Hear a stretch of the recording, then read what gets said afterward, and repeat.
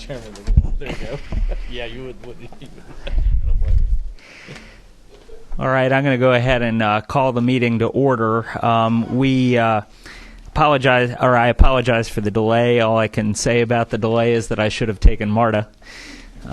We'll leave it at that. But I appreciate everyone being with us here today. The purpose of this meeting is to, I guess, complete the process that was started off in this committee with respect to proposed changes to the MARTA Act. As you recall, I had made a project for this committee of bringing forward some changes to the MARTA Act.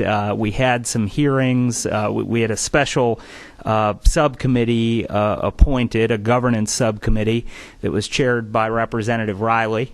Had several meetings in the off-season between the 2011 and 2012 legislative sessions. And after reviewing the MARTA Act itself and reviewing the suggestions for changes to the MARTA Act that were made by MARTA, we have come forward with two bills that have been introduced in the House, House Bill 1051 and House Bill 1052, which were noted in the Atlanta Journal-Constitution this morning. Here's how we're going to structure this meeting. I am going to walk through the bills, through the provision of the bills, actually the provisions of the bills. One of them is fairly simple to explain, but I'm going to walk through House Bill 1052, which is the one that is not as simple to explain. Provision by provision, I will, as we hit each section of the bill, allow MARTA to comment on that section of the bill. And then I will entertain questions or comments from the committee. So we'll do that for each section of the bill. And then when we finish that process, I will recognize any other stakeholders who may be in the audience who would like to comment on the bill as a whole. With regard to the specific provisions of the bill, I am looking for feedback specifically from MARTA, and then when we actually complete that process, I'll be happy to hear from any other members of the audience that may have questions or comments. So, does everyone understand the rules of engagement there? All right. That being said, each member of the committee has been handed a copy of House Bill 1051 and House Bill 1052.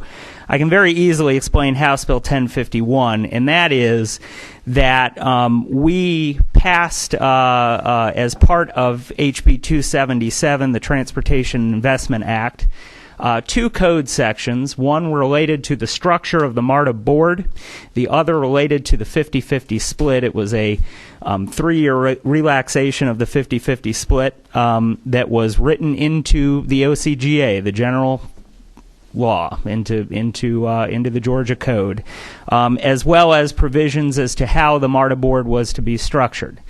Those provisions superseded the local act, the MARTA Act, and it is the opinion of the chair, at least, that we ought to be dealing with the MARTA Act only in the MARTA Act. And so the purpose of House Bill 1051 is to, if we pass House Bill 1052, repeal the two provisions of House Bill 277 that are in the General Code, and basically bring them back home into the MARTA Act. So that's House Bill 1051 in a nutshell. I don't really think there's any need for specific comment on that, but I do have a light on. Senator Fort. Okay.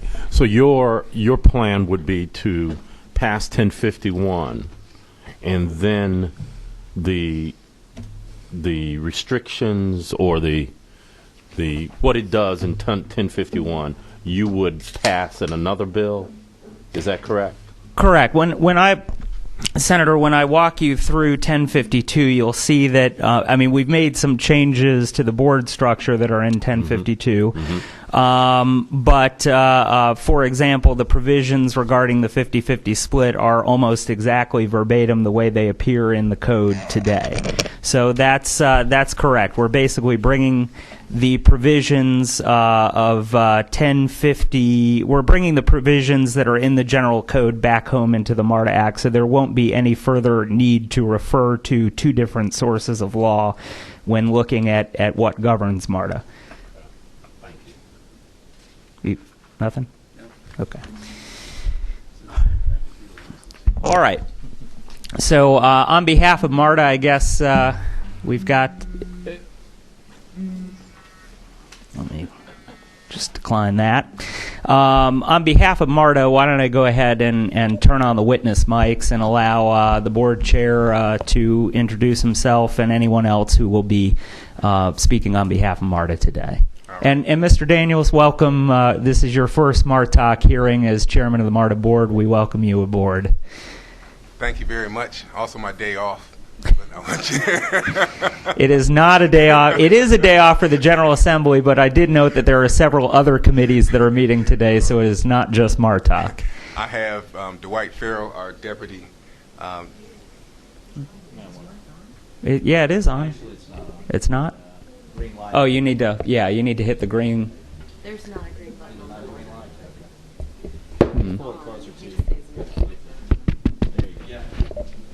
Hello? There you go. Okay. I am Fred Daniels, the chairman of the MARTA board. I have Dwight Farrell, our deputy GM and chief operating officer. We have three of our MARTA board members with us. Wendy Butler, we have Jim Durrett, we have Harold Buckley in back of me. We have several members of our executive management team. We have Davis Allen, our chief financial officer, Ted Bosta, our chief of business finance, Rylan McClendon, who is chief of external affairs, and Gary McClendon, who is Gary Pritchard, who is over procurement. All right, and Mr. Daniels, who will be calling on members of the staff or whomever to respond, and that'll be Mr. Farrell? Okay, all right. All right, now if everyone can get a copy of House Bill 1052 in front of you, I'll go through its provisions. 1052. Sorry, yeah.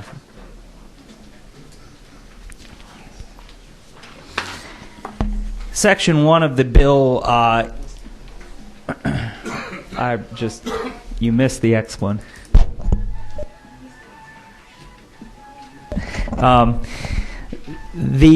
If I can get folks to turn their cell phones off, that would be appreciated.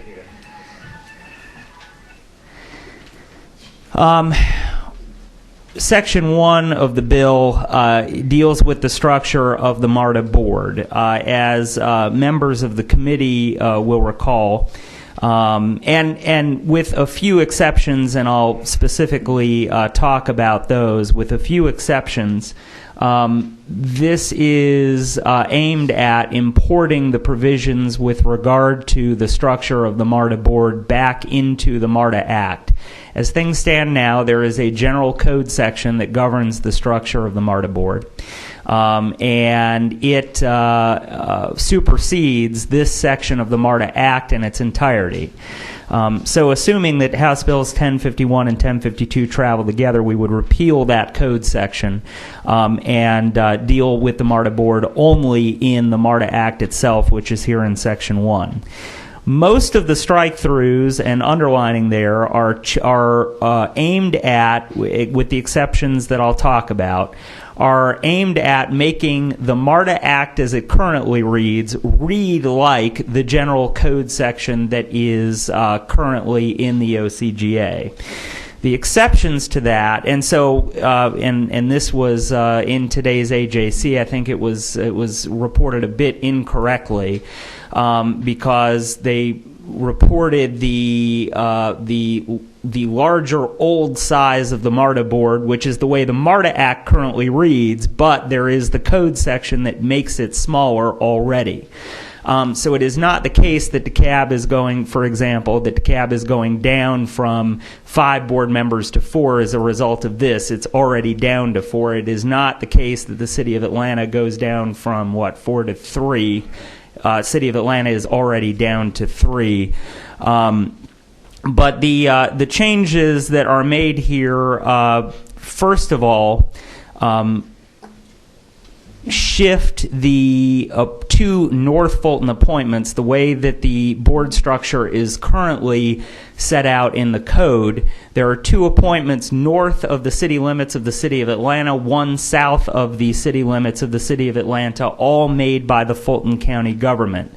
To reflect the reality of the way things operate these days, this version of House Bill 1052 does propose to move the 2 North Fulton appointments to a caucus of the mayors of North Fulton County, the 6 cities in North Fulton County. As well, it does, as kind of a parallel policy move 1 of the appointments by the DeKalb County Board of Commissioners, 1 of the 4, to a caucus of the DeKalb County mayors, and that's all of the DeKalb County mayors across all of DeKalb County, not just north or south. And then the one other board structure change that it makes is right now the GDOT commissioner is a voting member of the MARTA board, and the executive director of GRETA is a non-voting ex officio member of the MARTA board. In looking at how things actually function in reality, the GDOT commissioner almost never shows up to MARTA board meetings, and the GRETA executive director almost always shows up to MARTA board meetings. And furthermore, transit obviously is a world that GRETA operates in much more so than GDOT. So I think that change, that shift in the state board member, the state voting board member from GDOT to GRETA makes a lot of sense. And this shifts, it actually deletes the GDOT commissioner from the MARTA board altogether, leaving only the GRETA executive director as the voting member of the MARTA board. One other change that this makes is, and this was at the request of MARTA, is provides for staggering of the board terms. As things stand right now, in that general code section that was adopted as part of House Bill 277, the terms of all 11 members of the MARTA board expire at the same time. And so theoretically, you could have a clean sweep of the entire MARTA board all at one time and not have the benefit of experience vested in any particular member, but instead end up with all new hands all at one time. This does provide for staggering of the board terms. Roughly half of the appointed board members would serve initial 2-year terms. The other half would serve initial 4-year terms. And of course, then those board members would be able to succeed themselves for 1 term. So with all of that said, I'll certainly recognize Mr. Daniels if you want to say anything about those provisions related to the board. That would be the time for that. Okay. Mr. Chairman of the MARTOC Committee, thank you for the opportunity to address the committee this afternoon. We appreciate the better relationship that has been established by Chairman Mike Jacobs and through the attendance of Representative Lynn Riley at our meetings and retreats. We hope that a better understanding of MARTA's complexities has been communicated through her active participation. I want to provide an opening statement regarding the proposed legislation. I believe that several aspects of this bill are very positive, primarily the staggering of board terms, as the ability to continue institutional knowledge through the transition of board members is critical to the board's ongoing effectiveness. Also, adding city representation is a positive step. However, the immediate reconstitution of the board yet again does cause challenges. I cannot speak for our jurisdictions, but as board chairman, it is my opinion that it takes about 18 to 24 months to truly understand the financial, operational, legal, and political complexities that make up MARTA. As with all boards, it takes time to build trust, continuity, and understanding amongst all board members, which allows for meaningful governing and development of an effective and efficient culture that guides management. Entering my third year, and first as chairman, I will seek my third appointment from DeKalb County. I understand the need for more representation from the cities as the dynamics of unincorporated areas of the counties have changed and are continuing to change. But upheaval does not allow for continuity. We need time for the board to gel and our policies to take effect. If I'm so fortunate to be reappointed again, I simply ask that you allow the board to do its job. As most of you know, I'm a banker by trade, and my fellow executives in the Georgia Bankers Association are seeking less regulation, not more. As most community bankers will attest, and as a new board, we feel that many times we're being held accountable for the misdeeds and lack of oversight by others. So I'll leave it there. But in terms of our initial comments, again, we understand the need for representation from the city's perspective as it stands. We're just looking for the ability to have continuity in terms of our board. If this is the change that is going to be put forth by this committee, we just ask that this hopefully will be the last change for a minute in terms of at least the board, so that we can really look forward to some sustainability, continuity, and the gaining of experience for all those members around the board, because MARTA is a very complex organization. And I'll let that stand as the initial comments. I would hope that that would be the case as well, Mr. Daniels. And and I will say, with regard to the adding of the mayors to the mix of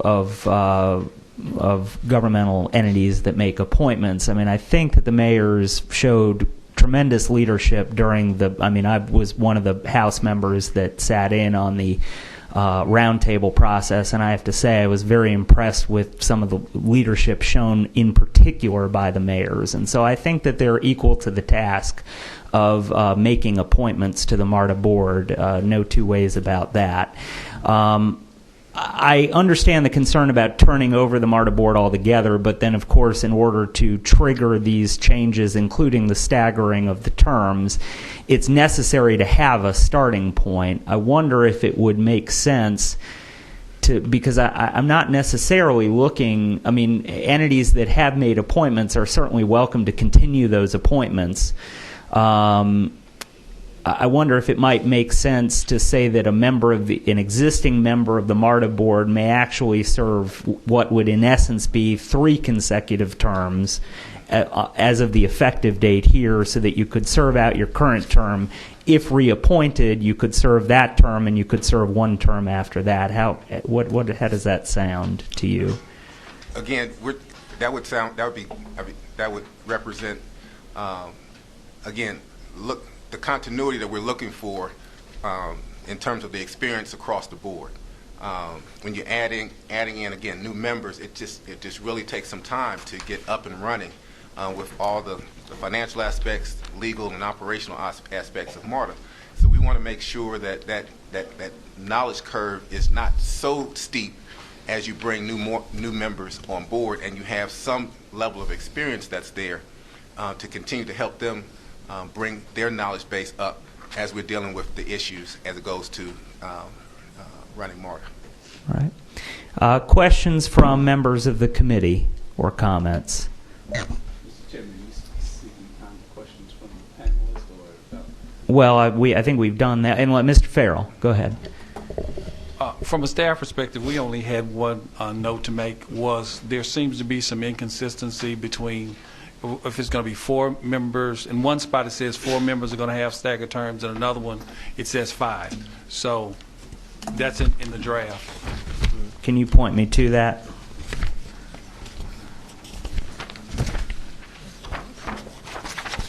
We got that right.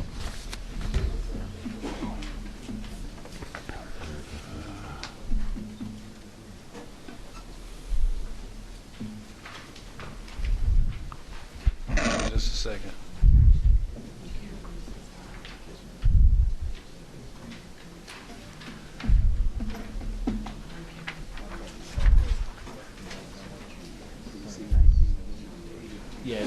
I mean, I think all of that's handled there on lines 29 through 36 of the bill. Where's the inconsistency? It's just that I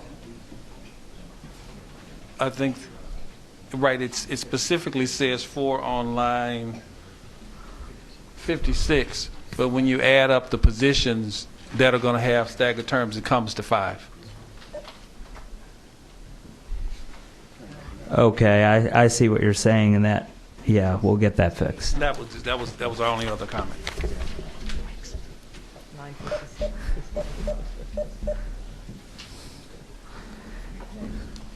Okay. Yeah, just to explain for any committee members who may have come in late, what we're going to do is walk through each provision of the bill, give Marta an opportunity to respond, and then take questions and comments from members of the committee. And with that said, Representative, anything further, Mr. Farrell? Yes, it is. Representative Mitchell. Thank you, Mr. Chair. I was, since we're on Section 1, the Board of Directors of the Authority shall include the Executive Director of Greta. While I have the utmost is it appropriate that we address that issue at this time? Sure, if you'd like. Yeah. While I think it's appropriate, the executive director may be a fine executive director.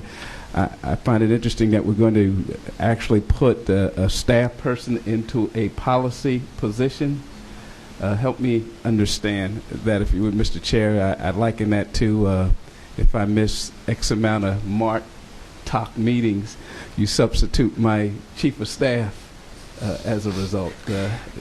Help me understand this. Well, there is no substitute for you, Representative Mitchell. But that being said, as I explained at the beginning, there are already 2, in essence, state staff people who are on the MARTA board. One is the GDOT commissioner, who is appointed by the GDOT board, and the other is the executive director of Greta. The way that has been functioning in reality, based on observations, is that the GDOT commissioner almost never shows up to MARTA board meetings, but has a vote, is a voting member.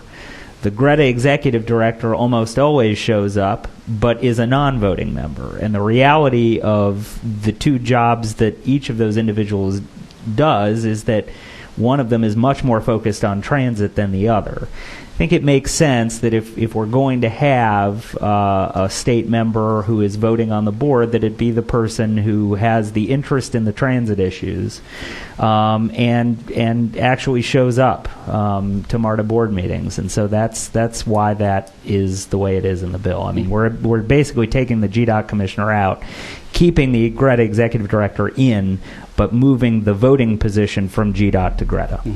Mr. Chair, do you ever see a situation by which there may be a conflict of interest in Greta position and MARTA position? Pardon me? Do you ever foresee a circumstance by which there might be a conflict of interest between Greta's position and MARTA's position? Greta board take a position that perhaps their staff would have to take that might be conflicting with the interests of MARTA. How is that any different than GDOT and MARTA today? I mean, the point is that Greta already has a spot on the board. It's just a non-voting spot, and GDOT already has a spot on the board. It's a voting spot. How is that any different? I mean, I think everybody's operating in the transportation policy world here. So. Yeah, well, I could probably give you a number of reasons, but I think it's probably unnecessary. And as much as you said, the GDOT commissioner hasn't been showing up. Well, I mean that's just a point of fact. Yeah. Representative Mitchell, anything further? Perhaps later. Senator Fort. First of all, Mr. Chair, point of order. Is the general manager going to be here today? Because there's some questions I'd like to ask her. She's not. Unfortunately, she had a prior engagement where she had to be out of town, and I scheduled this meeting for President's Day, but it was about the only time that we were going to be able to have a meeting. So, Right. and time is of the essence as we're getting close to day 30. I love the general manager, and always feel more comfortable and secure when she's in the mix. But that's neither here nor there. I'll muddle through. I've got a.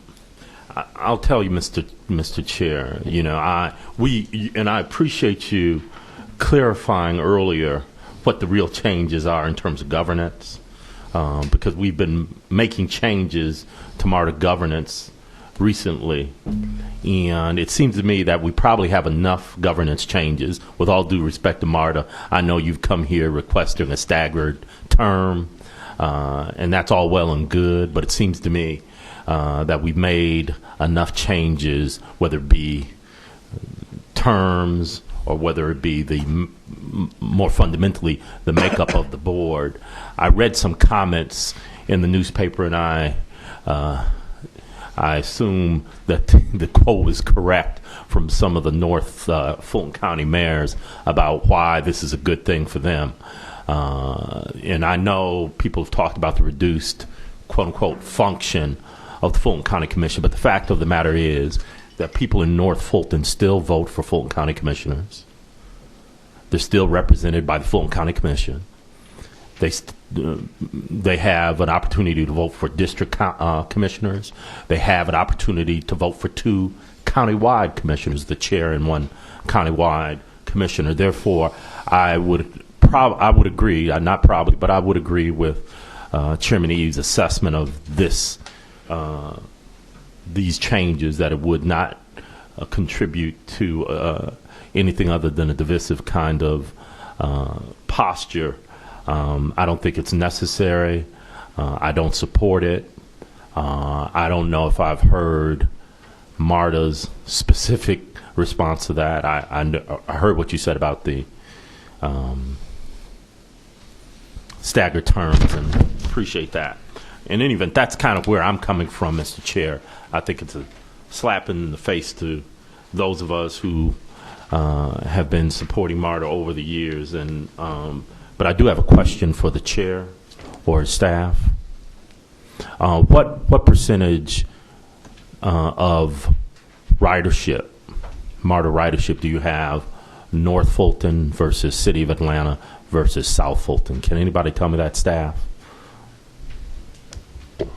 I'm sure Senator Ford, we'd have to provide that information, because off the top of my head, we don't have that kind of breakdown. You don't have that kind of breakdown? We can provide it. Can you provide that ASAP? Yes, sir. Please. Question, Mr. Chair, staff. When did MARTA first see House Bills 1051 and 1052? Thursday. I mean, it seems to me that these bills are just kind of so fundamental to the nature and of MARTA that, you know, although y'all did attend the governance meetings, correct? Yes. Okay, but the first time you saw the legislation was last Thursday. Yes. Okay, all right. Okay, that's all I have at this point, Mr. Chair. Thank you. And, of course, that is the reason we're holding a hearing today, Senator Ford, is to hear from MARTA on the legislation. And I'll also say, I mean, I want to be very clear about the policy considerations behind those 2 board appointments.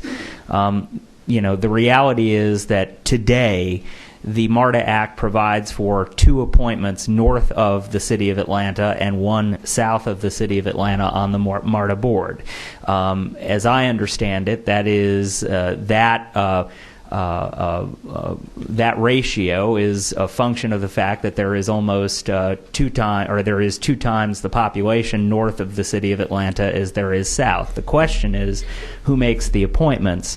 You know, the reality is that these days the North Fulton mayors have become the voice on transportation policy north of north of the city of Atlanta for their constituents. And so that's, I mean, granted, I hear what you're saying, but I think that this reflects the reality of how transportation policy is being addressed out of the area that is north of the city of Atlanta. And that's why the bill is the way that it is. Anything further on that? All right. Moving on to Section 2, and there's another section identical to this. I think it's Section 6, so we're going to take them both together. Chairman Jacobs. Yes. There are representatives from Fulton County that were here. Did you want them to speak now, or did you want them to speak later in regards Correct. To be clear on the structure of the meeting, I'm going to go through the bill, have MARTA respond to each piece, take questions and comments from the committee. Once we're finished with everything, I will hear from anyone else in the audience. Yes. Be amenable to perhaps the Greta chair being on the board instead of the executive director. We can give that some give that some consideration. Right. Going on to sections 2 and 6. I'm going to make a note of that.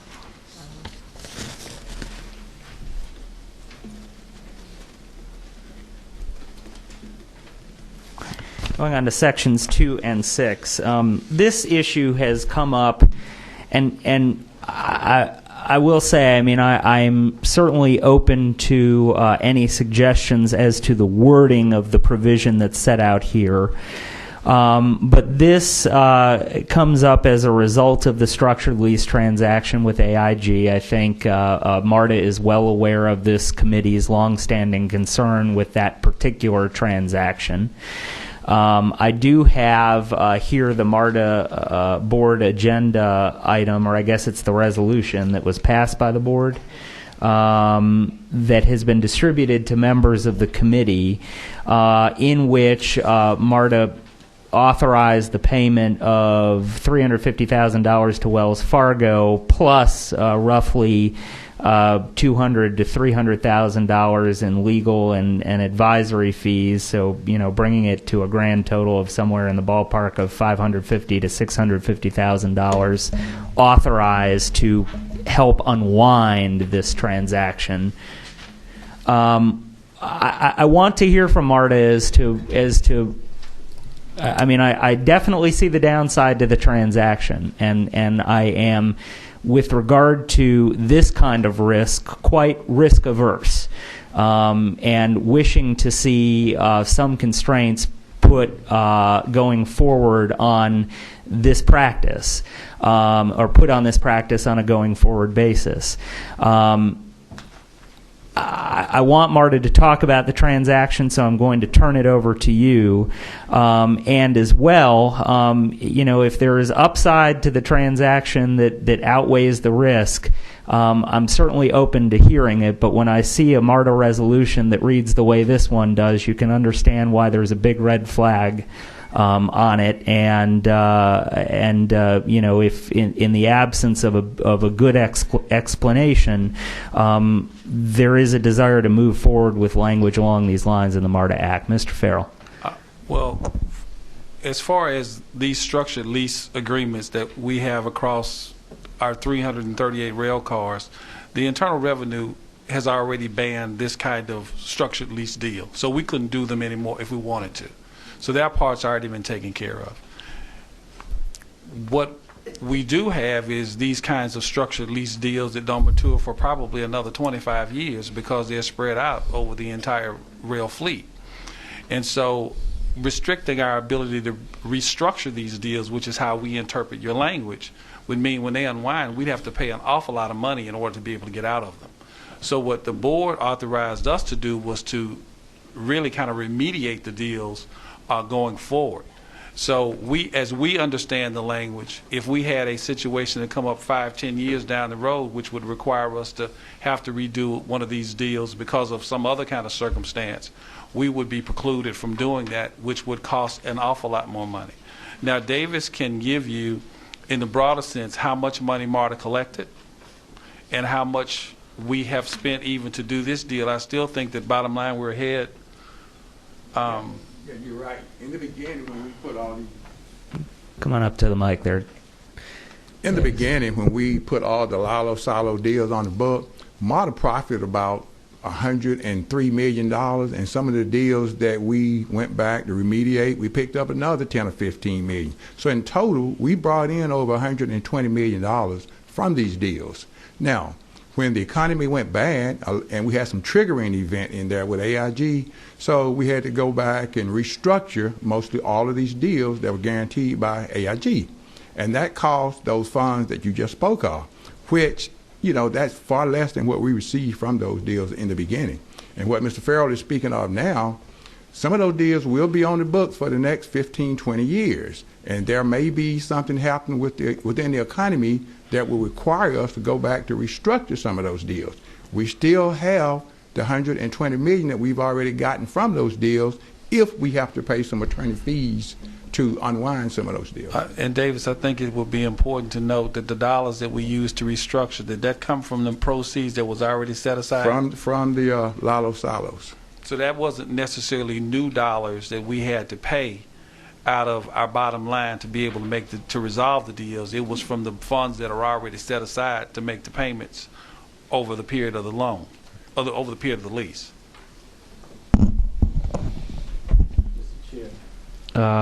Hit your button there, Senator Fort.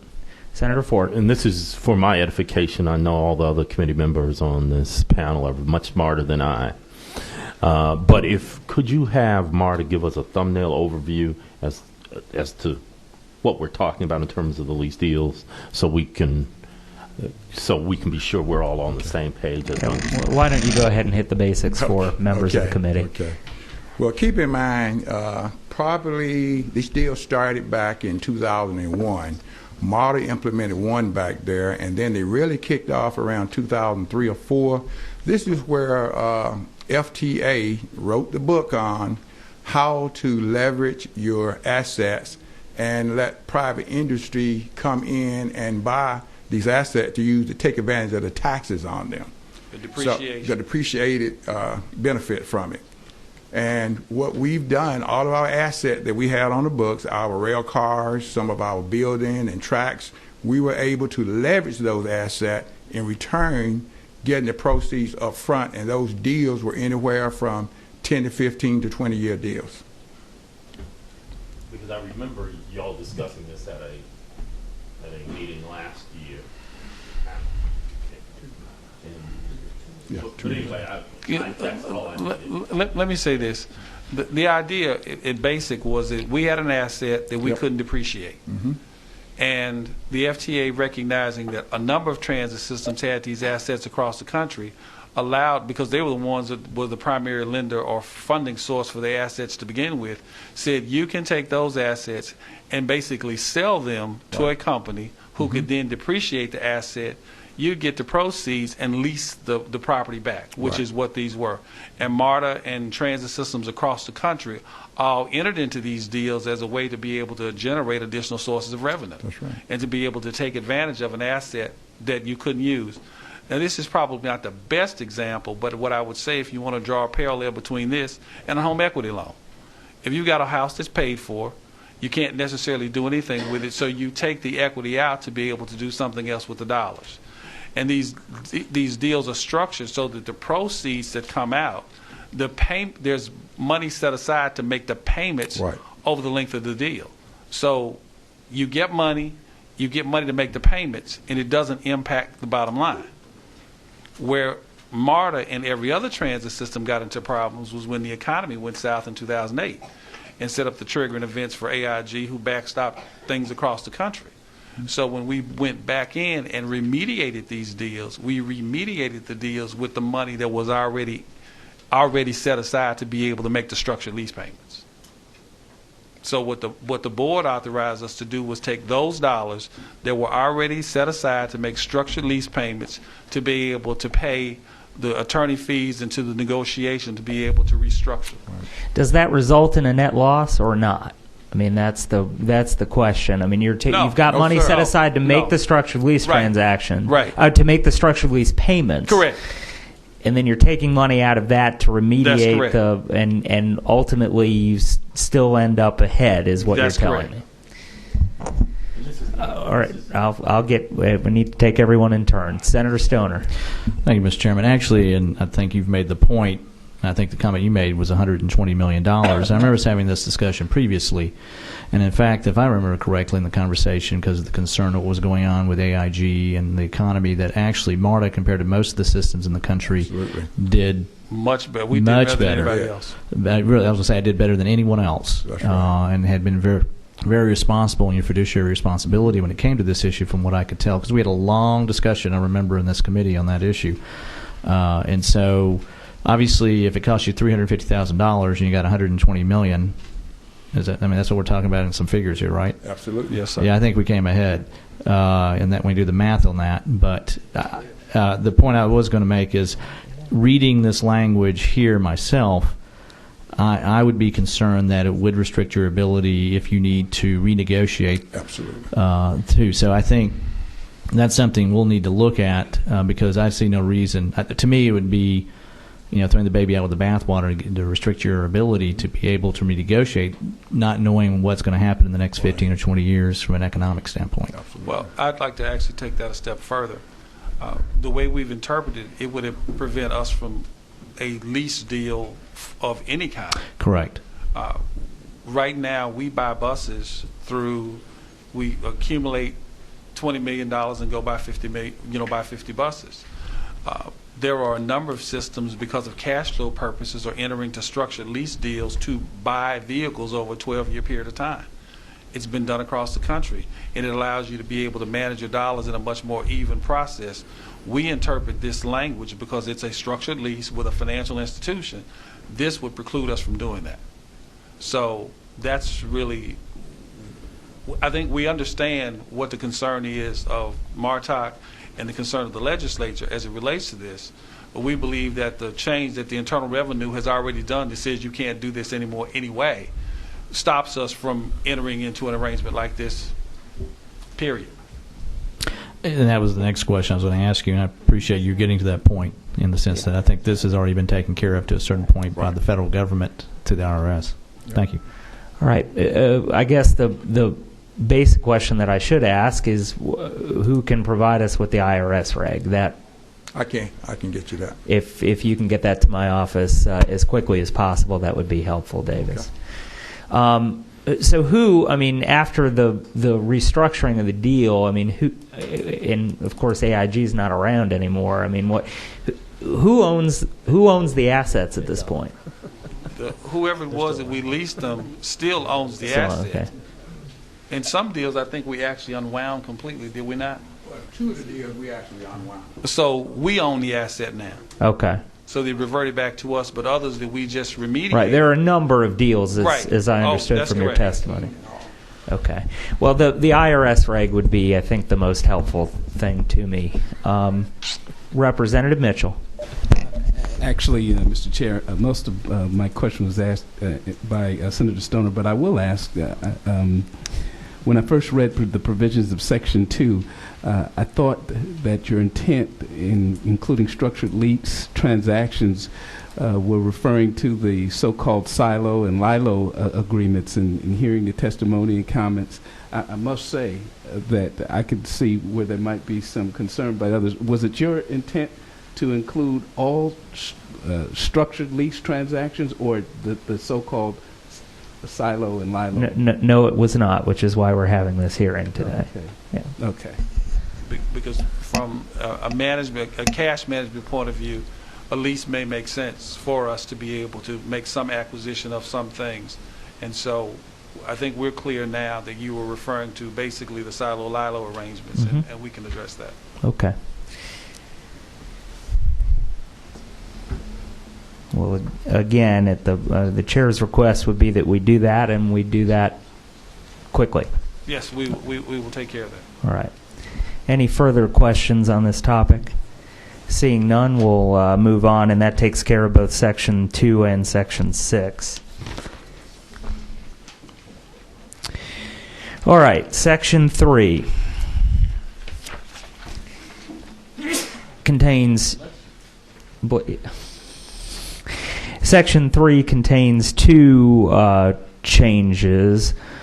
One deals with the low bidding of or the putting out an RFP for professional services. Basically, there's a rather large exemption there in the existing Section A of Section 14 of subsection A of Section 14 of the MARTA Act that enables MARTA to engage pretty much anyone they want for professional services in a list of categories. And those categories are, well, it says such as but not limited to attorneys, accountants, engineers, architects, consultants, and advisors. The language here proposes to ratchet that back to accountants, attorneys, and auditors. Auditors not being included in the list that's in the existing MARTA Act. If they're, I've understood MARTA in some offline conversations to have some concerns with changing how this provision reads as to engineers and architects in particular, and I am open to restoring that. So in a substitute version of the bill, I'm open to restoring that back into the list of professionals where MARTA would have some leeway as to who they choose, and I believe it's superseded by other law as well. Right. The Brooks Act covers how we have to procure those services. With regard to consultants and advisors, however, and I said this in this morning's paper, and I'm going to maintain this position. I think that this is an area of concern. I think that if you have broad categories that broad blanket categories such as consultants and advisors, and you have the ability to select whomever you want outside an RFP process, that is potentially a gaping hole through which you could drive a Mack truck. And I'm not saying that is necessarily what MARTA is doing, but I am saying that ultimately there has to be, with regard to more ephemeral categories of professionals, some level of transparency with regard to the process of who gets selected and why they get selected. And so in that regard, I think it would be the intent of the chair to at least move consultants and advisors out of the exception and into a more transparent process. Now that's subsection A. Subsection K deals with a provision of the MARTA Act that in essence says that MARTA can put something out for bid, and then if MARTA does not get a bidder pursuant to the RFP, choose whomever they want. I see someone shaking their head no, so the purpose of this hearing is to let you respond. But that's how I read that provision. And the concern there obviously is that, and I'm not saying that MARTA is in fact gaming the system with this provision. I'm not saying that at all. What I am saying is that I can see how that provision opens up a pretty large exception, because you can put an RFP out that ends up having no bidders and then select whomever you want, and I think the preference there would be for that to all be done through an open, transparent RFP process. But I may be, again, this is just reading the bare provisions of the MARTA Act on their face, and rather than all of the discord I'm seeing out in the audience now, what I would prefer for you to do is use this hearing, as I have called it, to explain how this works and whether or not it is advisable to move forward with what we have here, and we'll consider some changes to it. But again, I mean, that's the purpose of this hearing, and I would appreciate, because I see some of what's going on out here in the audience, I would appreciate you using this hearing for the purpose that it's been called, and that is to help us out with whether we should move forward with this as we have it here. So with that, Mr. Farrell, I'll allow you to respond. Okay. I will speak from kind of a big picture perspective and then give it to Mr. Farrell that will speak to the specifics, if you will. The board, as it stands right now, is dissatisfied with the current procurement process that we've inherited. The board has identified a number of problems, and we are moving to correct them. Management has been tasked to change this process. Regarding consulting contracts, the previous board in December 2008 approved a resolution allowing the CEO authority to approve consulting contracts up to $100,000 per contract with a cap of $750,000 per year through 2012 with only board notification. I can assure you that renewal of that resolution in June will not take place, nor would we have approved it in the first place. But we strongly disagree with creating statutory law to deal with what we believe should be board policy.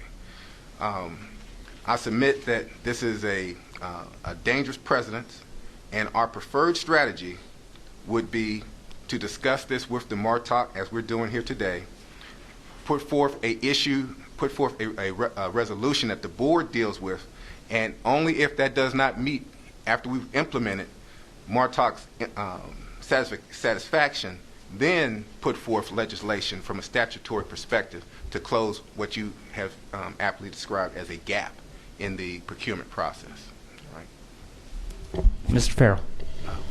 I'm going to ask Charles personally to go into more of the specifics, but from a consulting, and I'm using a very broad term, we do those through an RFP process. Anything that's greater than $100,000, with the exception of the contracts that the chair just mentioned, go to the MARTA board for approval. And even contracts underneath that still go through an RFP process. What we want to make sure that we're clear on, because our interpretation when we look at this is that we have to write and do consulting services through low bid, which create a whole different set of circumstances. That's our interpretation of how it has been written in this draft form. And so that certainly would be a problem if we had to do consulting services. Even if you take architects and engineers to their side, we wouldn't want to do financial services through a low bid process. We'd want that to be we would want an RFP to be able to evaluate the ability of the various firms to be able to help effectively manage the authority's resources. So we certainly agree that the process should be transparent. No disagreement there. Complete and total agreement there. If you're saying that we want to do an RFP for any consulting service, even those below $100,000, that's certainly something that we could do too. It'll take a little longer to do, but that's fine. When our review of the number of contracts that MARTA has awarded that are didn't go through a full-blown RFP process, that we went through and called a couple of people, that's a relatively small number, and certainly for relatively small dollars. So what we would propose is something that says anything less than $25,000 we have a little more discretion on, but anything between $25,000 and $100,000 we do a full-blown RFP to be able to address those issues if that is the desire of this body. But again, we want to make sure we're not talking about trying to take consulting services through a low bid process, which is both mine, the legal staff, and our general counsel's interpretation of how the law is written in this draft. Yes, sir. Mr. Chairman, Charles Persley, I'm sorry if I distracted you back there, but I've been asked to speak on this very point, and I could see a way to help the committee, and I'm just anxious to get up here. I appreciate that, Mr. Persley. Going forward, I would appreciate you just addressing the committee directly. I'm a pretty direct person. I think other members of the committee appreciate hearing what you have to say, and rather than the chatter in the audience, just tell us what you think. Well, I was trying not to make any chatter, John. Mr. Chairman, I'm sorry, but I didn't mean to distract the committee. All right. I want to get to a definition of terms first. There's an invitation for bid, and there's a request for proposal, RFP process. They are not the same thing. Section 14A is an invitation for bid. That means you put something out for a competitive bid, and the bid must be given to the lowest price responsive bidder, no matter what other qualifications they have. And a request for proposal is you put out proposals and tell the community, whatever it is, whether it's a construction community or procurement community or whatever, this is what we're trying to accomplish. You submit us proposals that help us accomplish what we would do and give a price. We do a combination, and we evaluate the proposals based on the best qualified proposer, who has the best proposal, who submits the best staff to do it, and who has the best price. All combination. But price is not determinative. For example, I don't think you would want to have, in what I do a lot is condemnation work, eminent domain. Appraisers are across the board that may be qualified as an appraiser. But if you have a very complex piece of property, you don't want the cheapest appraiser to come in to do the appraisal for you if he does not have the qualifications to do that complex piece of property. Same for financial advisors, who are advisors who are advising MARTA on investments, on bond issues, all those things. They're not necessarily accountants. They're not necessarily lawyers, but they are financial advisors, and you want that to be, here's the structure of what we're trying to accomplish, and what can you propose? Who is the team you're proposing? And then we have an evaluation team, a professional evaluation team who looks at those proposals and comes up with these are the best qualified, and combining best qualified and price. Price may only be 10%, depending on what the project is. But that is the RFP process, and you were referring RFP throughout, but that's a different process. It is one we use, and it's one that the state uses. In fact, the state statute says if you find it's not advantageous to the state to do a competitive bid, you can do an RFP and follow the same process we're following at MARTA. And I think it would be perfectly fine to say for certain categories, you do an RFP. You may do an RFP process. And that's pretty much it. We currently do RFPs. But my point just really is for everything here, right? I mean, that's well, no, we do primarily we do invitations for bid, low bid. We're doing construction contracts. We're doing right, but either or. I mean, for all the categories we're talking about here, you're doing one or the other. All right. And mostly for the professional services contracts, we do RFPs because you're trying to get who's most qualified to do the job. But most of MARTA's contracting, though, comes under 1A of Section 14, and that is by competitive bid. But these other things are carved out or done by RFP. Okay.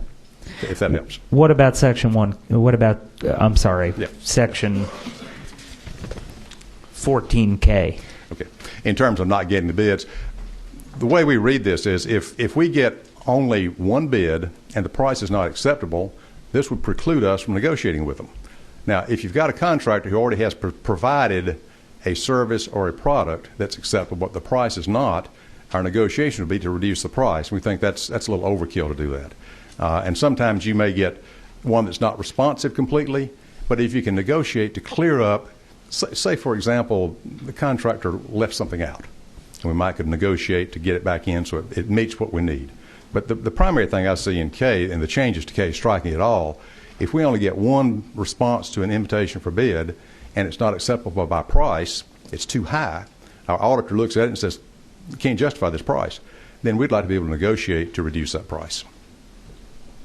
Okay, but we could say that expressly. I mean, what subsection K says is that if you put an invitation out for bid, an invitation to bid, if you put out an invitation to bid and you don't receive a single bid within the invitation, then it's wide open. But at least why is that a good policy? Okay. It's not just wide open. If we don't have one that conforms, we can negotiate with that bidder to make it conform to the provisions. That's what I see with it. If you don't get at least one bid that conforms both as right, to so the terms and to price. If you receive a bid that's higher than the price you're looking for, Okay, I got that, but Yep. then of course there are other ways that you could. I mean, you could just under this provision you could receive no bids at all, Okay. and then this comes into play. That I think if you say no bids at all, then I don't see any problem with saying you don't do it because you don't know who your field is. But if you receive bids that either don't conform completely to what you're asking for, you don't have at least one that comes in with what you're asking for in terms of price and the product, then negotiate. You don't get anything. You don't have anybody to negotiate with. But if you get at least one that has these terms, then you can negotiate with that bidder or other bidders that have submitted a bid but are some way defective, either in price or scope. This just if we got 10 bids and all of them were great except they were not good on price, what you've done here, we would not be able to do anything but go back out on the street and submit more bids and get them back in again. This would allow us to do some negotiations within the scope of what's received. Now, I think if you had a provision in here that said if you receive no bids at all, you have to go back out and re-advertise. Well, Mr. Pursley, if you'd like to provide some suggested language, I'll certainly entertain that. There's on the one hand, I can see what I see what you're saying. On the other hand, if you receive only one bid, then that should pretty much let you know what the playing field is when you put, if you were to go out to bid again for the same thing. But I'll certainly entertain some language from Marta on that point. And one thing I would like to point out on the RFP process gets the same publicity and the same scope of trying to bring people in as an invitation for bid does. Okay. So it's the same transparency, it's the same broad field. We'd be glad to provide some suggested language on Section K. Okay. That would be helpful. Senator Stoner. I think you've actually answered some of the points I was going to bring. Actually, GDOT and Greta does this currently. You're not doing anything different from what currently both those organizations are doing from what I can tell and what I'm familiar with. Now, for those on the committee who probably do know is that I've worked for engineering firms, so I'm somewhat familiar with this process. The one question I would ask, though, under this language in your interpretation, if you have an emergency and you need to go out and do something immediately, does this, obviously it looks to me would be very restrictive potentially too if you needed to get someone to contract with very quickly for emergency purposes or something going on? I would defer this to Charles, but would this language as it's proposed prevent us from doing emergency procurement? There is another section that allows for emergency. I'm going to make sure that this doesn't preclude. Okay, that's what I want to make sure. I appreciate that, and that was my other concern if there was an emergency need. So, okay. Senator Fort. I think my question has been answered to the extent that Greta, GDOT, and other state agencies and authorities have similar provisions. Is it? And I think that's what we've heard here, that MARTA's not doing anything outside what is done on a everyday basis by the state or its or any number of authorities all over the state. All right. Any further questions or comments? Seeing none. Moving on to Section 4. This was a request from MARTA. As the MARTA Act currently reads, they have to provide paper copies of each financial report to every local government in the MARTA territory, and the MARTA territory, of course, is defined in the MARTA Act as Fulton, DeKalb, Cobb, Gwinnett, and Clayton counties. So you're talking every city all across that entire footprint in addition to the county governments. I agree with MARTA that this can very easily be done and much more efficiently and cost effectively by posting the financial reports on the internet and then letting the local governments know where they can go to find it. And so that change is made in Section 4 of the bill. Any comments from Marta on that? We concur. Knew we could find some common ground. Section 5 of the bill, this is a fairly straightforward proposal that when MARTA does its capital improvement budget, that that the budget contain a 10-year look back at at how the capital improvement budget has been implemented over the past 10 years, just to benchmark it and be more transparent in that regard. And so that's what Section 5 of the bill does. It's something new, but I think something that's worth including from a transparency standpoint. And I'll open that up for comments from Marta. Well, we've already started to do this, to take a look at how we are executing the capital program. So this won't be a problem. Okay. Thank you, Mr. Farrell. Anything else? Mr. Daniels, anything? Okay. Anything from the committee? Seeing none, we'll move on. Section 7. Marta had requested, now let me be clear, because this was in there was an article about this, or I'm sorry, this was in the article today. MARTA had requested in its request to the committee related to the MARTA Act that this paragraph 3 be stricken in its entirety.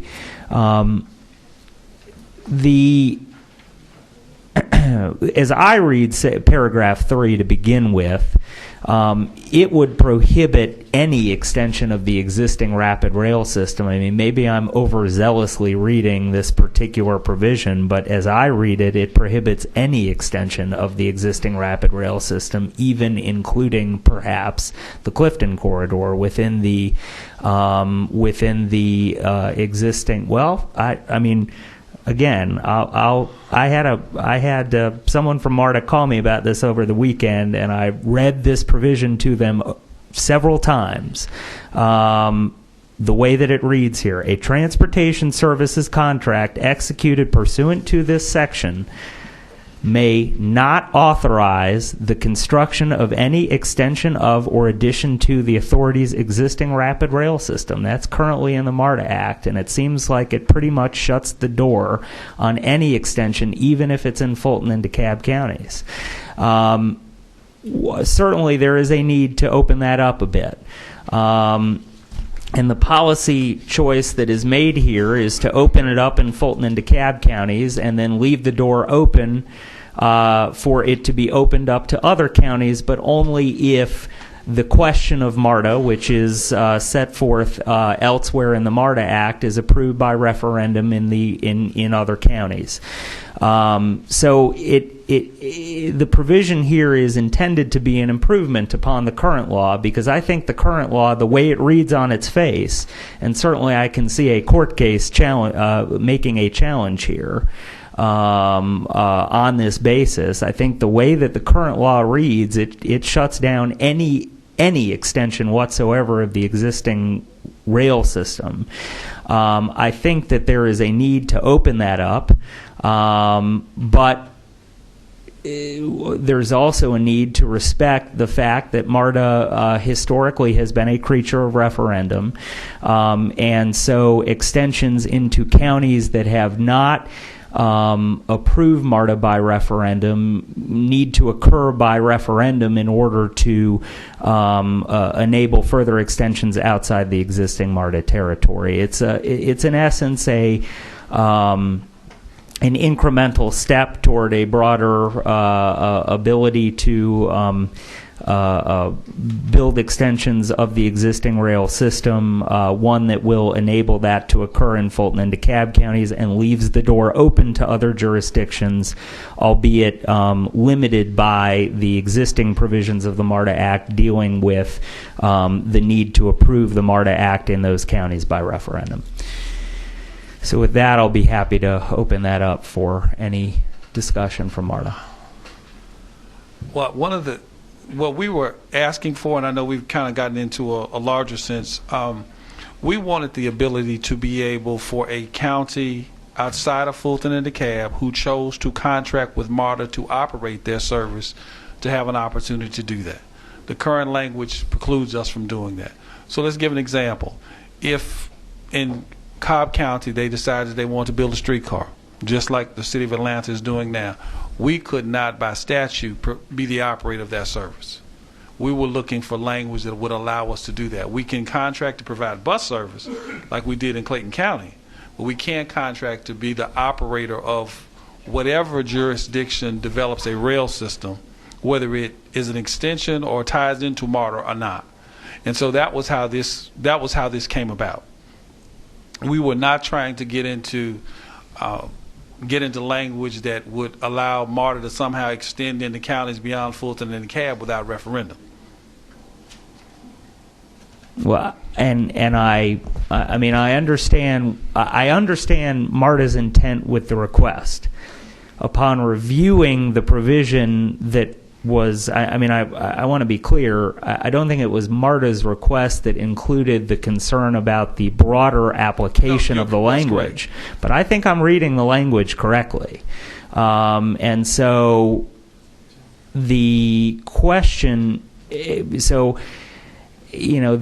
is a desire to open the door to to MARTA's request in a way that we can ultimately get the votes that we would need to pass it in the General Assembly, but also to address kind of a broader concern that exists simply by virtue of the broad sweep of the language itself as it appears on the page. So I will defer the language issue about the extensions to Charles Pursley. But again, our request was to be able to be the operator of rail service in the region, regardless as to who funded it, who built it, etc. Mr. Pursley. Mr. Chairman, the rapid transit contract on Section 24 is different from the transportation services contract in Section 24A. We have a rapid transit contract with Fulton, DeKalb County, and the City of Atlanta, rapid transit contract and assistance agreement to bring Atlanta into it, that governs the development of the rail system and bus system in Fulton and DeKalb counties. That is a binding contract. That contract has been amended 13 times to change and add systems. The actual Clifton Corridor is included in the 12th Amendment to the Rapid Transit Contract and Assistance Agreement. It is approved as a MARTA project.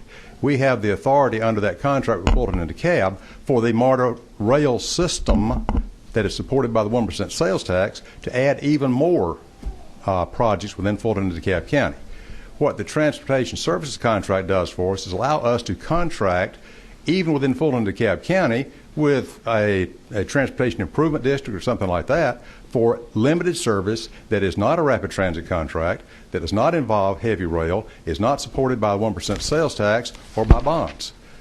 The section we're trying to amend will allow us to do a contract to do some rail service either in Fulton, DeKalb County or outside that is supported by the fares or by other contributions and not by the sales tax, not by bonds. It's a very limited service kind of thing.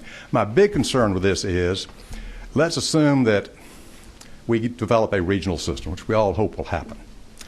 An outlying county regional system does not want to pass a rapid transit contract and levy 1% sales tax to join MARTA at a full-blown rapid transit contract. If they have their system, that wants to come to our system on their trains, and they want our trains to go from here to their system, but we're still separate systems, what you've done here would not allow that to happen, because then we would have the MARTA system extending into and back from someone who doesn't have a rapid transit contract with us. Does that make sense? That does. Okay. And I'd be glad to go into it with the Rapid Transit Contract and Assistance Agreement, what that does, but that gives us full flexibility of what we can contract with Fulton and DeKalb and the City of Atlanta. As long as the new project's approved by 2 of the 3, it's a go. Thank you, sir. Senator Stoner. Thank you, Mr. Chairman. Yeah, this is an issue that we've had several years. In fact, just a reminder, everybody on the committee, we passed actually out in the sense of the rail contract issue and the ability to contract for rail service in counties that have not passed a referendum, MARTA referendum, for full service. Actually, several years ago, out of the Senate in a bipartisan manner. The issue comes up because, as was mentioned, is let's say Cobb County, it's part of the TIA, passes this, and we decide to put in rail. Now, let's just be honest here. No other entity in this region has rail experience. Greta does not. We do not. Gwinnett does not. And I hate to say this, definitely GDOT doesn't. But the point is that there's only one entity. And I suspect that, we may come up with money in a different way to run a rail line, let's say, into Cobb County that may not include a MARTA referendum. So we would like to say contract with MARTA to run that service for us, even if we built it and let's say in a sense we owned it. But we want you to run the service for us because we see no need to duplicate that service. So my concern is that we need to have that changed, I think, period, as an overall situation. So again, that's something that I think for our ability to move forward is just the practicality and the reality of the situation that no one else in this region has MARTA's experience when it comes to running rail systems. And so I just wanted to make that point. And I think you've answered the question in the sense of the legal issues. Let me give you an example. Cobb County recently, it was actually MARTA's decision, I understand at the time, but was soliciting MARTA to come out and bid on our contract for the operation of our bus service. Because we may see an opportunity in the sense of consolidation and on certain things and sense of maintenance and stuff like that may be a savings to our county. And MARTA at the time, for different reasons, decided they didn't want to bid on it, and that's fine. I hope in the future they may, because I can tell you up at least in our neck of the woods, at least in the county government, we're not opposed to the concept of MARTA coming in and bidding on services in a competitive manner. So, Mr. Chairman, I'm done. I'm sorry. Oh, no problem. Mr. Pursley, if you can come back to the mic for a second. So Clifton is already incorporated then into the rapid transit contract, the Section 24 rapid transit contract with the cab, correct? Yes, sir, that is correct. All right. How is the new streetcar in the city of Atlanta being handled? Also rapid transit contract? No, so that is a City of Atlanta project. Okay. Theoretically, though, there could be a rail project in Fulton DeKalb or the City of Atlanta that could be the subject matter of a transportation services contract, correct? Yes, sir, that is possible. But not under this language, correct? Not under the language you propose. That is correct. No, not under the language as it exists. Either one, under the existing language or other. What we were trying to do in the MARTA proposal to allow us to do those rail contracts was to allow that to happen outside of Fulton DeKalb County, or even a rail even inside Fulton or DeKalb County. Okay, I understand that. Okay. Any further questions on this point? Seeing none, we'll move on to Section 8, which is the last one. That is the this imports back into the MARTA Act the existing code section with regard to the 50-50 split. It is, for the time being, it would preserve the existing 3-year relaxation of the 50-50 split that occurred in House Bill 277 through and including 2013. I understand MARTA's position with regard to the 50-50 split, and I don't think that I will give you a brief period to restate it here.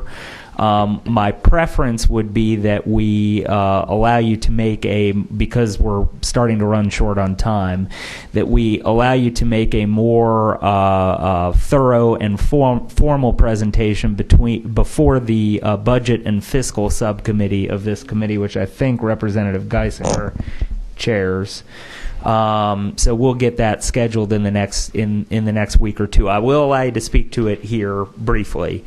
But as you are aware, it is proposed that the 50-50 be addressed through the regional transit governance legislation, and at least with this draft of the MARTA Act revisions, it is intended to allow the 50-50 split to be addressed through the regional transit governance legislation, and at least for the time being, we are simply restating the existing law in Section 8 here in order to move it back into the MARTA Act, keeping in mind that the intent here is to have no more provisions that are MARTA Act provisions in the general code. So with that being said, I'll allow you to say what you'd like about the 50-50, Mr. Farrell. Very briefly, we have a 4-page document that we're going to pass out to the members of the committee that I'll go through very briefly. Both Davis and myself, that really kind of restates our position, we think, rather succinctly. And I'll wait until these are distributed before we get started. I think it would be helpful.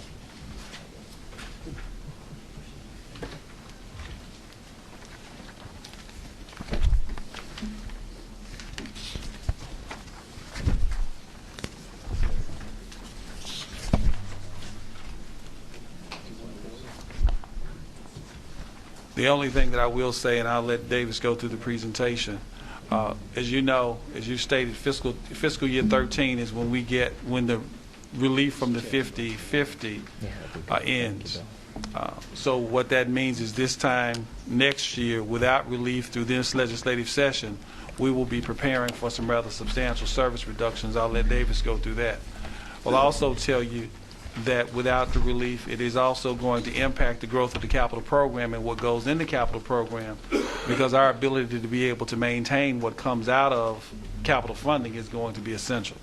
So with that, I'll turn it over to Davis to go through these, through our new sales tax projections, and be able to illustrate the difference between where we would be without 50/50 and with 50/50. And even with 50/50, MARTA's financial health is still not necessarily a sustainable business model. Right. So I'd like to be real clear on that. All we're doing is really just kind of pushing it down the roadways until the economy improves.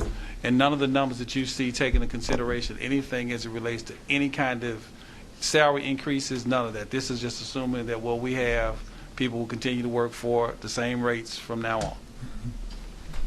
Good afternoon again, Mr. Chairman and members of the MARTOC committee. As Dwight stated, the first page in this report, we want to show you our impact on the sales tax, which is our greatest revenue that we have coming into MARTA. What this shows is a sales tax forecast that we recently received back on December 14 versus the one we got back in February of this year. Now, since February to December 14th, the economy worsened due to what's happened with the euro. This shows that within the first 5 years, from 12 through 16, MARTA is going to lose over $130 million in sales tax. And that is a great impact to MARTA just in one revenue source alone. Over a period from 12 to 40, we're losing $1.4 billion in sales tax if this new sales tax forecast doesn't change. Okay, page 2.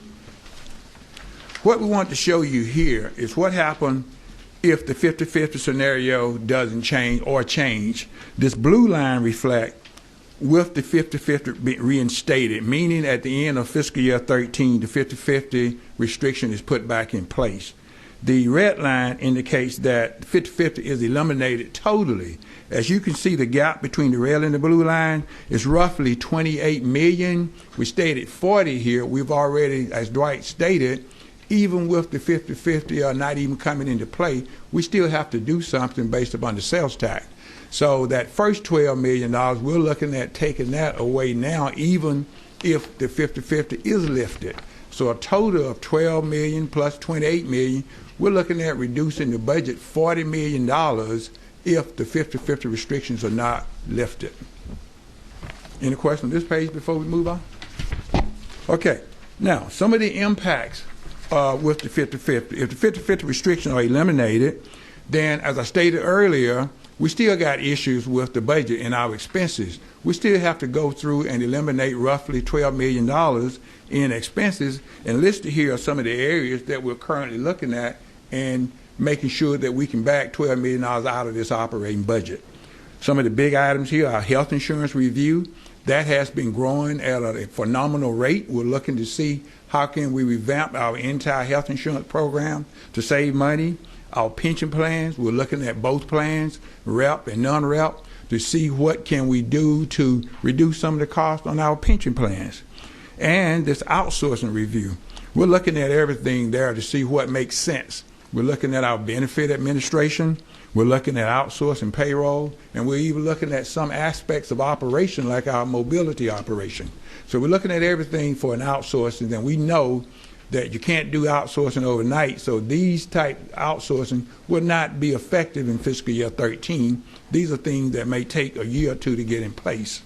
We're also looking at improving efficiencies through the use of technology.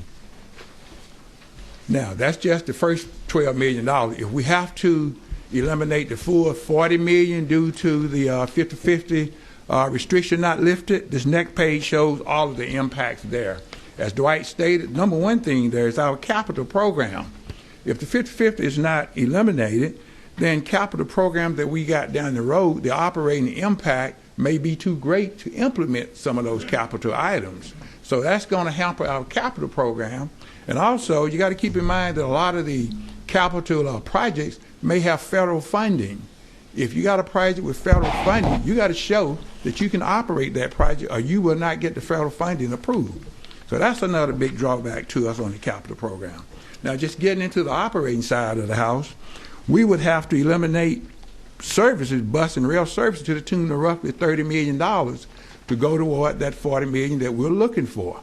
And some of the areas there, what we would have to do is reduce bus routes, decrease frequency in our rail service, and also we would have to draw back on our paratransit mobility services. And one of the big things here, it will hamper our ability to respond to special events, the Brave Game, New Year's Eve, 4th of July. Those type special events will be greatly hampered if we have to cut our costs so drastically. And as I stated before, our support side of the house would also be reduced also to the tune of roughly $10 million. And the items under support service, some of the items that we would be reducing. Any questions? Chairman, yes. I would just like Mr. to echo one thing as it relates to the capital program. Even if we only do state of good repair, safety, and regulatory, a lot of the systems that we have are old mechanical systems that when you replace them, they are systems that are very much technology-based systems. Mm-hmm. Our elevators and escalators, for example, our current elevators are mechanical. They have 10 safety systems designed to be able to stop an escalator if you fall or what have you. The replacements have 20. They're microprocessor driven. There are computer controls in there that require a different skill set and a much more expensive maintenance going forward.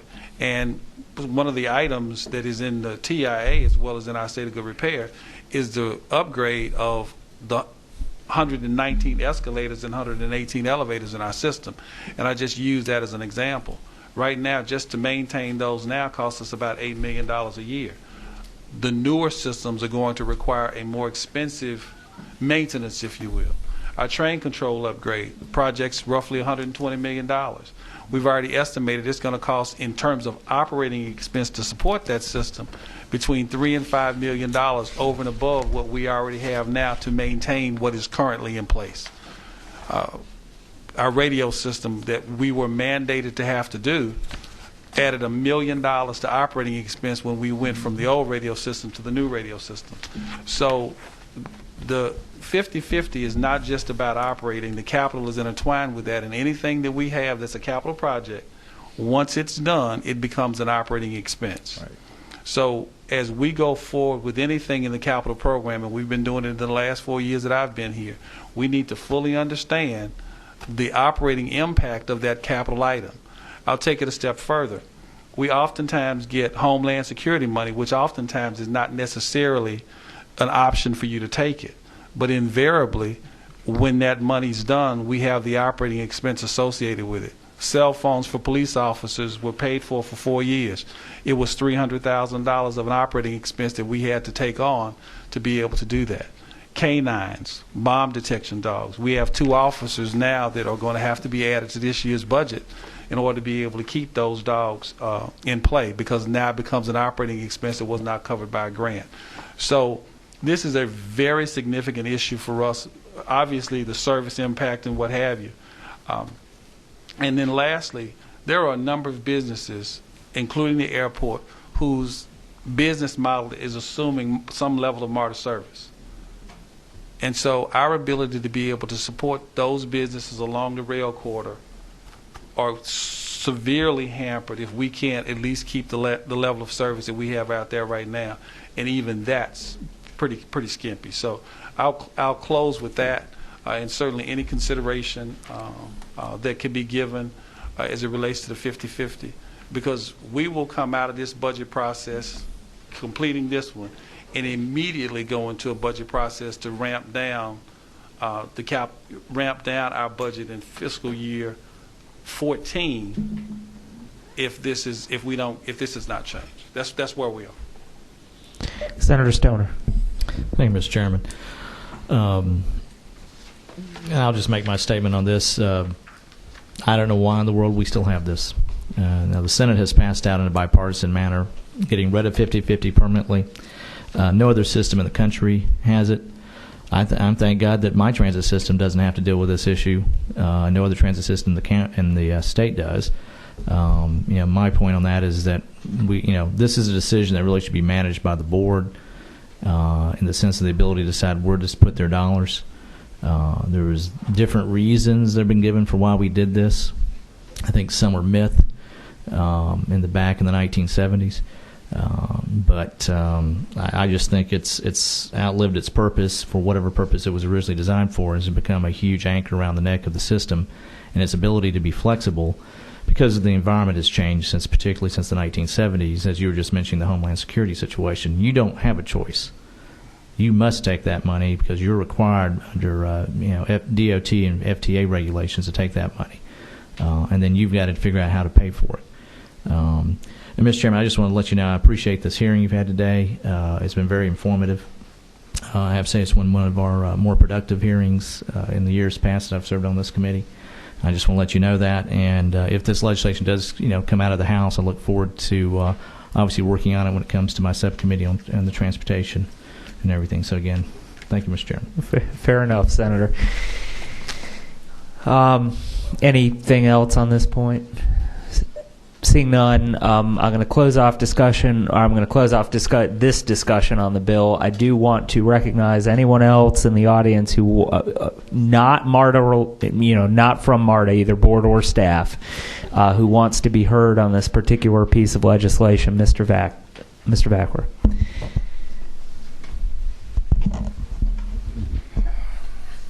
Thank you very much, Chairman and members of the committee. I appreciate your time today in going over these two bills. I can't help but think that though the effort that's before us, particularly House Bill 1052, is nibbling around the edges. It's nibbling around the edges of the elephant that's in the room, which was alluded to by Senator Stoner, and that being the long-standing goal of not only the MARTA Board, but the Fulton Board of Commissioners as well, to remove the 50-50 restriction that is placed on the board members and MARTA on how they can run their business.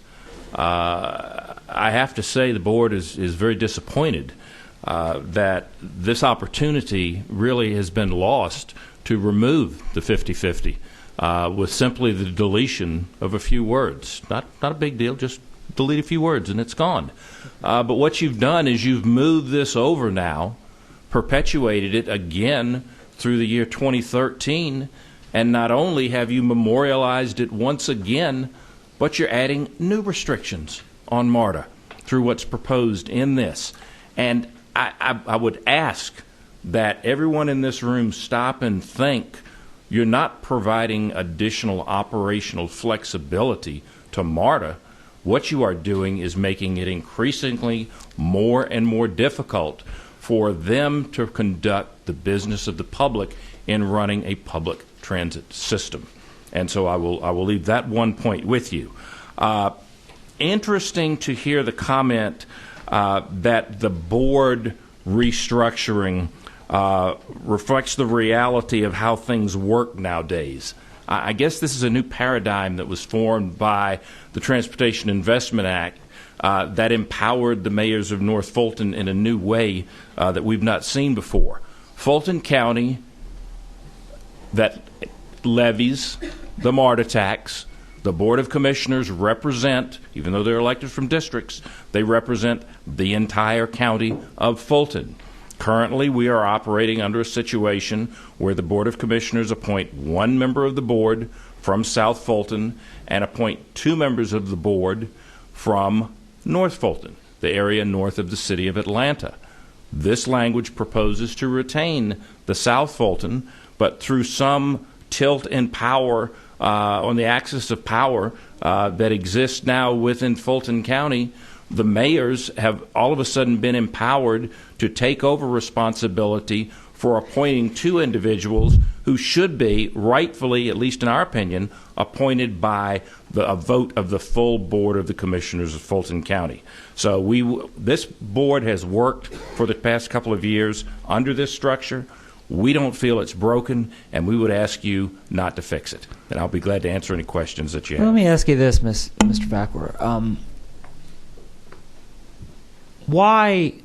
Why doesn't the Fulton County Commission appoint the three members who are from the city of Atlanta? I mean, after all, the city of Atlanta is in Fulton County, right?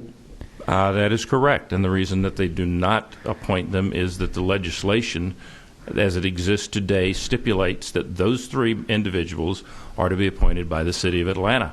I'm certain that if the Board of Commissioners had the opportunity to appoint 6 individuals from the county, I'm sure then they'd they be certainly happy would do to that. do it. But the point is that, I mean, there is a role, and it has turned out to be a fairly powerful role that the mayor of Atlanta and that elected officials in Atlanta play in transportation policy in the Metro Atlanta region. I mean, is that not correct? No, that absolutely is correct. I think there are roles for every one of the parties to play, and I guess what we're actually talking here about, obviously, is a policy decision on exactly how this board is going to be constructed.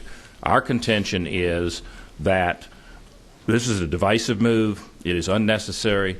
It is basically taking 3 appointments that Fulton County has made as a result of TIA, which I will add we did not agree with at that time, but we've lived with it, and reducing our net appointment authority to 1 seat.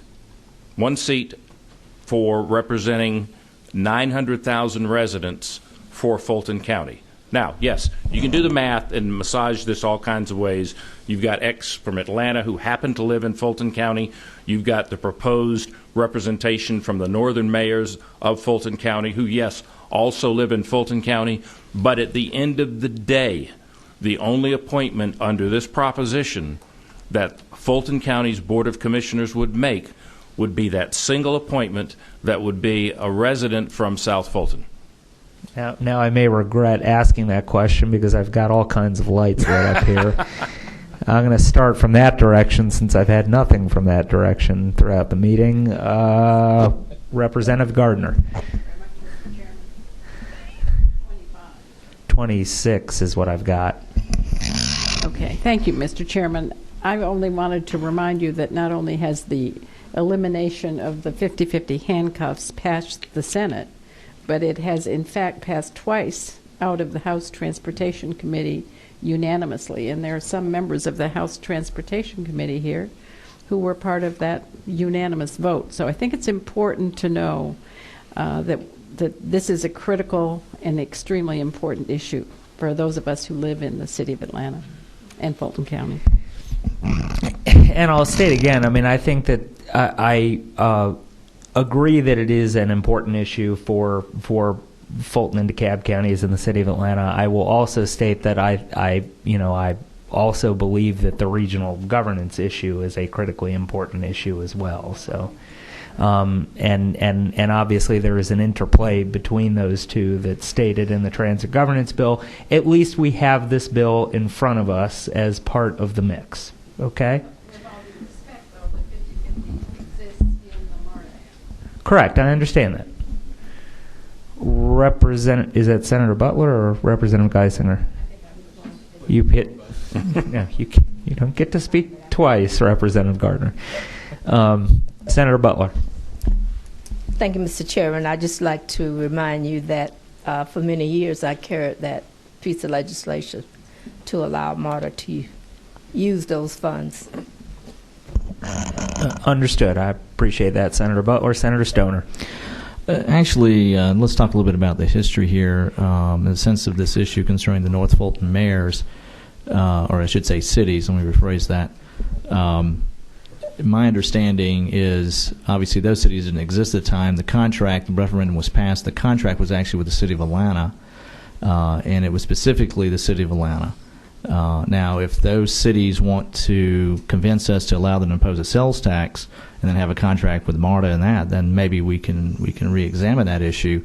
But as it stands now, from a legal point and from a history standpoint, there's a reason why it's the city of Atlanta and not other cities in Fulton County, nor in DeKalb County, if I'm aware of. So, I mean, beyond what the reality is, my view is that is the reality from a legal standpoint and a historical standpoint. Now, we don't have legal. I mean, my point is they're appointing people because they are the ones that have legal contracts with the authority, and so they have the ability to make those decisions. I mean, I just want to make sure that's understood. Now, if we want to have contracts with those cities and somehow go back and allow them to have a referendum, which I have a funny feeling we're probably not going to go there, then I don't see the point of having, if we're going to be fair and be equal in that sense. I think we just need to stay where we're at. Maybe in the future, when we actually create a true regional transit system, which is what we do not have, then we can get into a real discussion, maybe with the transit governance, where we have better representation across the board, would be my opinion. That's all I have to say. And I understand the statement, Senator Stoner. I will say, though, that I think that regardless of, a person who lives in the city of Atlanta, who is a resident of both Fulton County and the city of Atlanta, is paying that sales tax. A resident of the city of Johns Creek or Sandy Springs, who is a resident of that city and a resident of Fulton County, is paying that sales tax regardless. I guess the question is, ultimately, who from each of those areas is driving transportation policy these days for those areas, and that's the question. That's the question that is sought to be answered in the bill, not so much, ultimately legally what the origin of the sales tax itself was, keeping in mind that as a practical matter, the citizen who lives in the city of Atlanta, or the citizen who lives in Sandy Springs, or the citizen who lives in Chattahoochee Hill country, or the citizen who lives in Johns Creek, are all paying it either way. Senator Ford. Yeah, a couple things. One, it seems to me that we ought not to be memorializing in legislation what is temporal. That is, you're saying who's driving the discourse about transit now in Fulton County. I mean, next year may be someone else driving the train. It may be somebody else 5 years ago. But what we're doing is memorializing in legislation who we perceive to be driving the quote-unquote new reality. Two, I think it's illuminating that in giving votes to mayors or to cities in North Fulton, it was not proposed for cities in South Fulton. We do have cities in South Fulton, and I represent one of those, which is East Point. So I just find that illuminating. I appreciate you coming forward with Mr. Vacker with your comments, and I support your point of view. Thank you. Representative Geisinger. Thank you, Mr. Chairman. I would like to remind those present that are nervous about the possibility of creating another county in North Fulton called Milton, that if it were to be created, all of the indebtedness that is incurred would be split proportionately by population, and that indebtedness would mean that we would have another county that is part of the MARTA 1 cent sales tax and would be paying it appropriately. We're paying it today, we would continue to pay it. But when people talk about Milton, they get nervous about the fact that, gee, you won't be paying the tax. We'll be paying the school taxes and everything else. The retirements, all of the indebtedness that has been incurred will be proportionately split. Anyone else on this particular point? Seeing no one, will close off discussion. Does anyone else want to be heard on the proposed revisions to the MARTA Act, aside from employees or board members of MARTA? Seeing none, we'll go ahead and close off discussion altogether. I will ask Representative Geisinger to hold a budget and fiscal subcommittee hearing on the sales tax forecast for MARTA and how that relates over time to the 50-50 split. You are welcome to come prepared then with a more comprehensive presentation on that subject, and hopefully we'll have that meeting in the next week or two. There being nothing more to come before the committee, this meeting is adjourned.